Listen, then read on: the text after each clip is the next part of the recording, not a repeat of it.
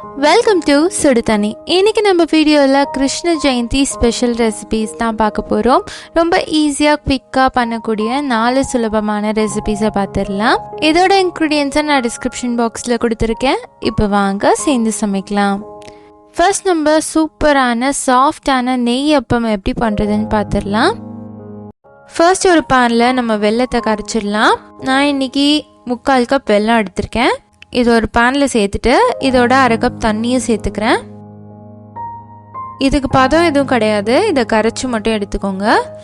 நான் இன்னைக்கு தூசி இல்லாத வெல்லம் தான் எடுத்திருக்கேன், அதனால டைரெக்டாக யூஸ் பண்ணிக்க போகிறேன்.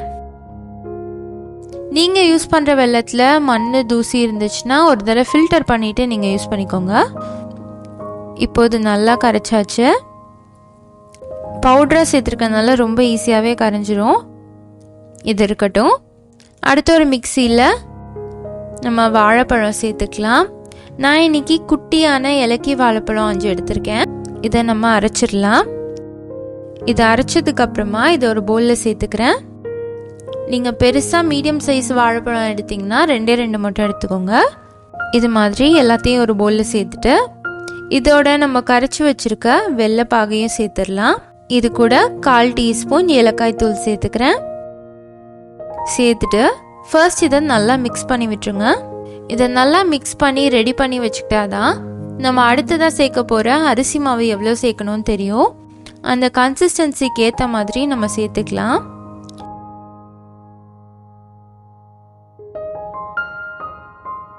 இப்போ இது ரெடியாக இருக்கு. இதோட நான் ஒரு 1/4 கப் அரிசி மாவு சேர்த்துக்கிறேன். சேர்த்துட்டு நல்லா மிக்ஸ் பண்ணி பாருங்க. இந்த அளவுக்கு திக்கா இருக்கணும்.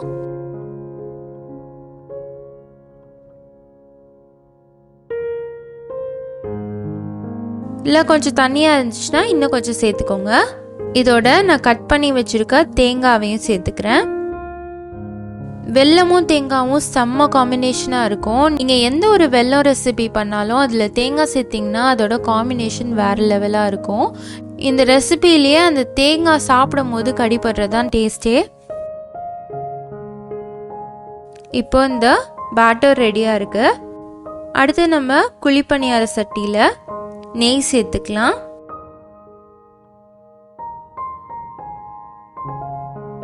சேர்த்துட்டு இந்த மாவையும் கொஞ்சம் கொஞ்சமாக உள்ளே சேர்த்துறேன்.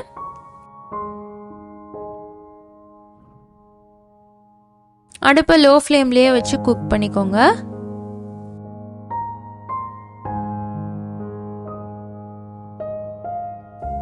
இது நல்லா ஒரு சைடு வெந்ததுக்கு அப்புறமா இன்னொரு சைடும் திருப்பி போட்டுக்கலாம்.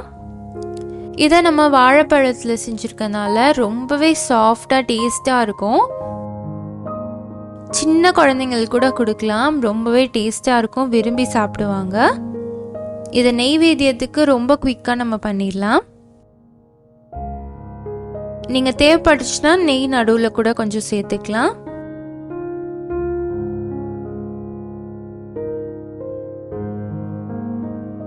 அவ்வளோதான். இது 2 சைடும் நல்லா குக் ஆகிடுச்சு. இதை நம்ம எடுத்துடலாம். இப்போ நம்மளோட நெய்யப்பம் சூப்பராக ரெடி ஆகிடுச்சு. அடுத்த ரெசிபி எல்லாருக்குமே ரொம்ப பிடிச்ச ரிங் முறுக்கு எப்படி பண்ணுறதுன்னு பார்க்கலாம். அதுக்கு ஒரு கடாயில் 2 டேபிள் ஸ்பூன் உளுத்தம் பருப்பு சேர்த்துக்கோங்க. இதை நம்ம ட்ரையாக ரோஸ்ட் பண்ண போகிறோம். அடுப்பை லோ ஃப்ளேம்லேயே வச்சுட்டு இதை நல்லா வறுத்துக்கோங்க. இது அப்படியே கொஞ்சம் கொஞ்சமாக கலர் மாறி ஒரு ப்ரௌன் கலரில் வரும்.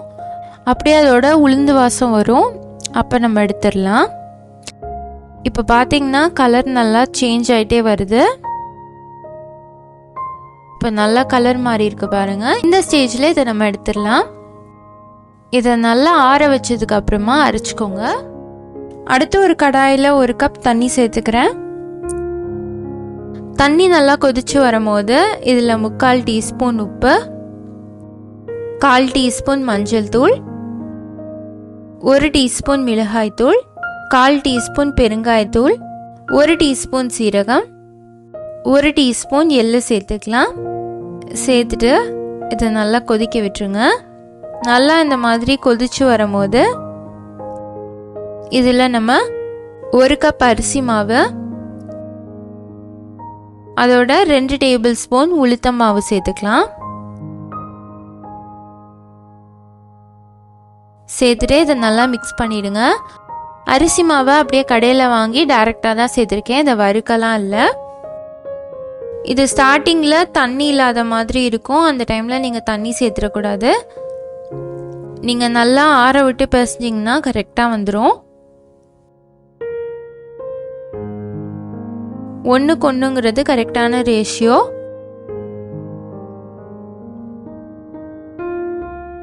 இப்போ அடுப்பு ஆஃப் பண்ணிட்டேன், மூடி ஒரு 10 நிமிஷம் வச்சுருங்க. அப்படியே அந்த சூட்லேயே நல்லா வெந்துடும். இப்போ 10 நிமிஷம் ஆயிடுச்சு. இதோட நான் ஒரு டேபிள் ஸ்பூன் வெண்ணெய் சேர்த்துக்கிறேன். நல்லா பொறுக்கிற அளவு சூடு இருக்குது. இதை அப்படியே ஒரு பாத்திரத்தில் மாற்றிக்கலாம்.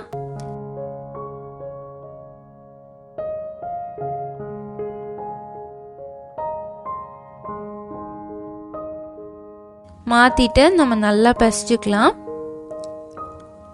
இது எல்லாம் ஒன்றா சேர்ந்து வர மாதிரி நல்லா பிசைஞ்சுக்கோங்க. இப்படி ஒன்றா கலந்து வரணும், தனித்தனியாக கட்டி கட்டியாக இருக்கக்கூடாது. இப்படி நல்லா சேர்த்து பிசைஞ்சதுக்கு அப்புறமா இதை நம்ம ரிங்ஸ் மாதிரி பண்ணிடலாம். உள்ளங்கையாலேயே நீட்டமாக பண்ணிக்கோங்க. இப்போ இதை அப்படியே நம்ம சுற்றி விட்டுடலாம். இந்த ஷேப் பண்ணுறது ஈஸி தான், ஒரு 2-3 பேர் சேர்ந்து பண்ணால் ரொம்ப குவிக்காக பண்ணிடலாம். இப்போ எல்லாத்தையுமே நான் ரிங் மாதிரி பண்ணி வச்சுருக்கேன். இதை நம்ம டைரெக்டாக ஃப்ரை பண்ணிக்கலாம். அடுப்பை மீடியம் ஃப்ளேமில் வச்சுட்டு எல்லாத்தையும் உள்ளே சேர்த்துருங்க. இது ரிங் ஷேப்பில் இருக்கறனால ரொம்ப குவிக்காகவே ஃப்ரை ஆகிடும். ஸ்டார்டிங் போடும் போது எண்ணெய் நல்லா நுரைச்சி வரும், அதுக்கப்புறம் போக போக எண்ணெய் கம்மியாயிடும். இது நடுவில் கொஞ்சம் ஹை லோன்னு கொஞ்சம் மாற்றி வச்சுக்கோங்க. நல்லா கலர் சேஞ்ச் ஆகி ப்ரௌனாக வரும். இது பெட்டி கடையிலேருந்து சேவரி ஷாப்லேருந்து எல்லா கடையிலையுமே கிடைக்கும். ரொம்ப ஃபேமஸான ஒரு ரெசிபி. ஆனால் வீட்டில் பண்ணுறது எவ்வளோ ஈஸி பாருங்கள். நீங்கள் குயிக்காக ஒரு 10 மினிட்ஸில் நீங்கள் பண்ணிடலாம். ரொம்பவே டேஸ்ட்டாக இருக்கும், ஒன்று சாப்பிட்டுட்டு நிறுத்தவே முடியாது. இப்போ அது பர்ஃபெக்டாக குக் ஆகிடுச்சு. இதை நம்ம எடுத்துடலாம். இப்போ நம்மளோட மொறுமொறுப்பான ரிங் முறுக்கு ரெடி ஆகிடுச்சு. அடுத்து உப்பு சீடை எப்படி பண்ணுறதுன்னு பார்க்கலாம். இதை வெடிக்காமல் நல்லா கிறிஸ்பியாக நம்ம பண்ண போகிறோம். அதுக்கு ஒரு கடாயில் 2 டேபிள் ஸ்பூன் உளுத்தம் பருப்பு சேர்த்துக்கோங்க. ரிங் முறுக்குக்கு பண்ண மாதிரி இதையுமே நம்ம வறுத்து அரைச்சிக்க போகிறோம். அடுப்பை லோ ஃப்ளேம்லேயே வச்சுட்டு இதை நல்லா வறுத்துக்கோங்க. இது அப்படியே கொஞ்சம் கொஞ்சமாக கலர் மாறி ஒரு ப்ரௌன் கலரில் வரும். அப்படியே அதோட உளுந்து வாசம் வரும். அப்போ நம்ம எடுத்துடலாம். இப்போ பார்த்தீங்கன்னா கலர் நல்லா சேஞ்ச் ஆகிட்டே வருது. இப்போ நல்லா கலர் மாறி இருக்கு பாருங்கள். இந்த ஸ்டேஜில் இதை நம்ம எடுத்துடலாம். இதை நல்லா ஆற வச்சதுக்கு அப்புறமா அரைச்சிக்கோங்க. இப்போ இதே கடாயில் 1 கப் அரிசி மாவு சேர்த்துக்கிறேன். கடைகளில் கிடைக்கிற பச்சரிசி மாவு தான் எடுத்திருக்கேன். இதையும் நம்ம வறுத்துக்க போகிறோம். இதை ரொம்ப நேரம் வறுக்காமல் அடுப்பை லோ ஃப்ளேம்லேயே வச்சுட்டு கொஞ்ச நேரம் வறுத்துக்கலாம். தொட்டு பார்த்தீங்கன்னா நல்லா வார்மாக வந்திருக்கணும், கலர் சேஞ்ச் ஆகிடக்கூடாது. இந்த அரிசி மாவை இந்த மாதிரி வறுத்துட்டு இதை நம்ம சலிச்சு சேர்த்துக்கலாம். டைரெக்டாக இதை சல்லடையில் சேர்த்துக்கிறேன். இதோடைய நம்ம அரைச்சி வச்சிருக்க உளுத்த மாவையும் சேர்த்துக்கலாம். ரெண்டுத்தையும் நல்லா சலிச்சிருங்க.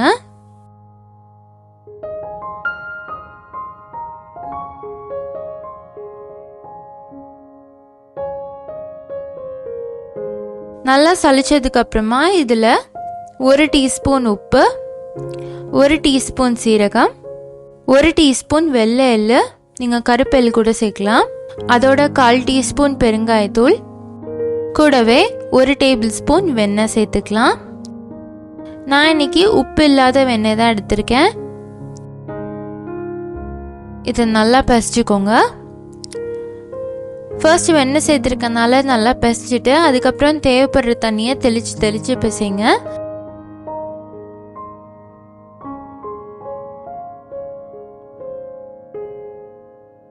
கொஞ்சம் கொஞ்சமாக தண்ணி தெளித்து பிசைச்சுக்கோங்க.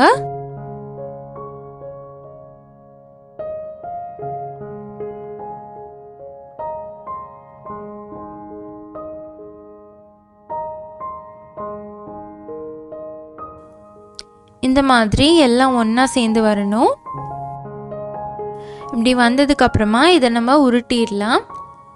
இதை உள்ளங்கையில் வச்சு ரொம்ப அழுத்தம் கொடுத்து உருட்டாமல் விரல்லையே நல்லா உருட்டிக்கோங்க. ரொம்ப பர்ஃபெக்ட் ரவுண்டாக இல்லாட்டி கூட பரவாயில்ல, ஆனால் ரொம்ப அழுத்தம் கொடுத்தா ஆறுனதுக்கப்புறம் ரொம்ப ஹார்டாகிடும். இப்போ நான் எல்லாத்தையும் இந்த மாதிரி உருட்டி வச்சுருக்கேன். இதை நம்ம ஃப்ரை பண்ணிக்கலாம். அடுப்பை மீடியம் ஃப்ளேமில் வச்சுட்டு இதை ஒன்று ஒன்றா உள்ளே சேர்த்துக்கோங்க. சீடை பொரியிறதுக்கு ஒரு 5-6 நிமிஷமாக தான் ஆகும். இதை பொறுமையாக தான் பொரிக்கணும், இல்லாட்டி உள்ளே ரொம்ப மாவாக இருக்கும்.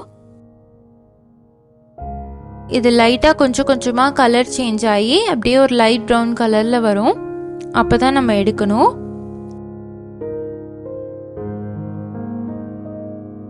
சீடையை சரியாக பொரிக்கலைனாலும் உள்ள சவுக்கு சவுக்குன்னு இருக்கும், கிறிஸ்பினஸ் வரவே வராது. அடுப்பை ஹை ஃப்ளேமில் வச்சிங்கனாலும் கலர் முன்னாடியே சேஞ்ச் ஆகிடும், உள்ளே வெந்திருக்காது. இப்போ பார்த்தீங்கன்னா இது பாதி வெந்திருக்கு, கலர் லைட்டாக மாறி வந்திருக்கு பாருங்கள். ரொம்ப ஹை ஃப்ளேமில் வச்சிங்கனாலும் வெடிச்சிரும், நல்லா மிதமான தீயில் வச்சுக்கோங்க. சீடையை உருட்டிட்டு கூட நீங்கள் டூத்பிக்கால் கொஞ்சம் ஓட்டை போட்டு விட்டிங்கன்னா உள்ளெல்லாம் கொஞ்சம் நல்லா வெந்துடும். இது ஒரு சின்ன டிப், நீங்கள் ஃபாலோ பண்ணிக்கலாம் ஃபஸ்ட் டைம் பண்ணுறீங்க அப்படின்னா. இப்போ இது நல்லா கலர் சேஞ்ச் ஆயிடுச்சு. இப்போ இது ரெடியாக இருக்குது, இதை நம்ம எடுத்துடலாம். இப்போ நம்மளோட கிறிஸ்பியான உப்பு சீடை ரெடி ஆயிடுச்சு. இது கிருஷ்ணருக்கு ரொம்ப பிடிச்ச ஒரு ரெசிபி. அடுத்து எல்லாரோட ஆல் டைம் ஃபேவரட்டான ரவா லட்டு எப்படி பண்ணுறதுன்னு பார்த்துடலாம். அதுக்கு ஒரு கடாயில் 2 டேபிள் ஸ்பூன் நெய் சேர்த்துக்கோங்க. நெய் லைட்டாக மெல்ட் ஆனதுக்கப்புறமா இதில் 10 முந்திரி பருப்பு சேர்த்துக்கலாம். சேர்த்துட்டு செவக்க இதை வறுத்துருங்க. இது பாதி செவந்து வரும்போது இதோடையே நான் திராட்சையும் சேர்த்துக்கிறேன். உங்கள் இஷ்டம் போல் நீங்கள் எவ்வளோ வேணுமோ சேர்த்துக்கலாம். நான் ஒரு 10 திராட்சை சேர்த்துக்கிறேன். இது ரெண்டுத்தையும் நல்லா வறுத்துக்கோங்க. இப்போ இது நல்லா ஃப்ரை ஆகிடுச்சு. இதுலேயே கூட நீங்கள் ரவை சேர்த்துக்கலாம். நான் இப்போதைக்கு இதை தனியாக எடுத்து வச்சுட்டு நான் ரவை சேர்த்துக்கிறேன்.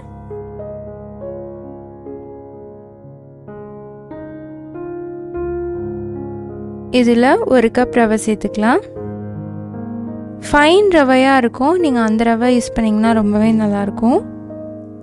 இதை ரொம்ப நேரம் வறுக்க வேண்டாம், லைட்டாக அது உதிரியாக ஆற அளவுக்கு வறுத்தா போதும்.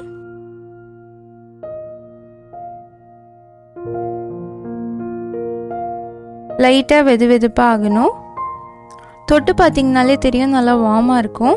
அப்போ இதை நம்ம எடுத்துடலாம். இப்போது இது நல்லா ரெடி ஆயிடுச்சு. இது கூட நான் 1/4 கப் ட்ரை கோகோனட் சேர்த்துக்கிறேன். இதோட நம்ம வறுத்து வச்சுருக்க திராட்சை முந்திரியும் சேர்த்துக்கலாம். எல்லாத்தையும் நல்லா மிக்ஸ் பண்ணி விட்டுருங்க. நான் இதை ஸ்டோர் பண்ணி வைக்க போகிறேன், அதனால் ட்ரை கோகோனட் சேர்த்துருக்கேன். நீங்கள் இன்ஸ்டண்ட்டாக சாப்பிட போகிறீங்க அப்படின்னா நார்மல் தேங்காவே யூஸ் பண்ணிக்கோங்க. நல்லா துருவிட்டு இதில் சேர்த்துக்கோங்க. இது இருக்கட்டும். அடுத்த ஒரு பேனில் 3/4 கப் சர்க்கரை சேர்த்துக்கிறேன். இதோட 1/2 கப் தண்ணி சேர்த்துக்கலாம். இது நல்லா கரைச்சி எடுத்துக்கோங்க. இது ஃபுல்லாக மெல்ட் ஆகி நல்லா ஸ்டிக்கியாக வரணும். நம்ம குலாப் ஜாமுன்கெல்லாம் ஒரு பதம் வச்சுருப்போம், அதை விட கொஞ்சம் திக்காக வரணும். அப்போ தான் லட்டும் நல்லா பிடிக்க வரும். இப்படி தொட்டு பார்த்திங்கன்னா நல்லா ஸ்டிக்கியாக இருக்கணும். ஒரு கம்பி பதம் வர அளவுக்கு வச்சுக்கோங்க. இதை நம்ம செஞ்சு வச்சுருக்க ரவையில் சேர்த்துடலாம். இதை கொஞ்சம் கொஞ்சமாக சேர்த்து நல்லா மிக்ஸ் பண்ணிக்கோங்க.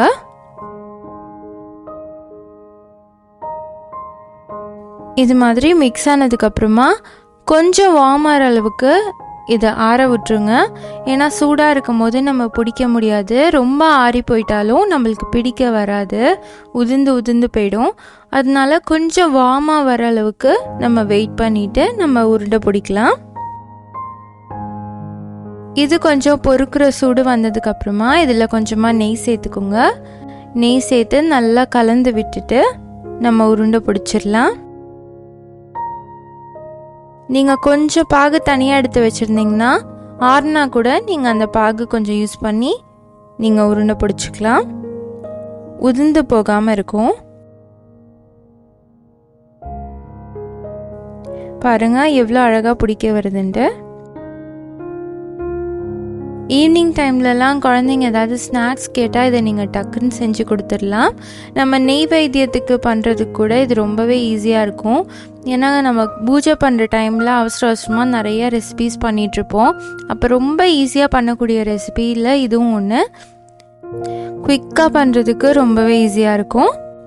இப்போ பாருங்கள், இந்த மாதிரி நான் எல்லாத்தையும் பிடிச்சிக்கிறேன். இப்போ நம்மளோட மிருதுவான ரவா லட்டு ரெடி ஆகிடுச்சு. என்ன இந்த கிருஷ்ண ஜெயந்திக்கு இந்த ரெசிபீஸ்லாம் உங்களுக்கு ரொம்பவே யூஸ்ஃபுல்லாக இருந்துச்சா? கண்டிப்பாக இந்த கிருஷ்ண ஜெயந்தியை ரொம்பவே சிறப்பாக கொண்டாடி அசத்துங்க. இந்த வீடியோ உங்களுக்கு பிடிச்சிருந்தா லைக் பண்ணுங்கள். சுடுதண்ணி சேனலை சப்ஸ்கிரைப் பண்ணுங்கள். தேங்க்யூ.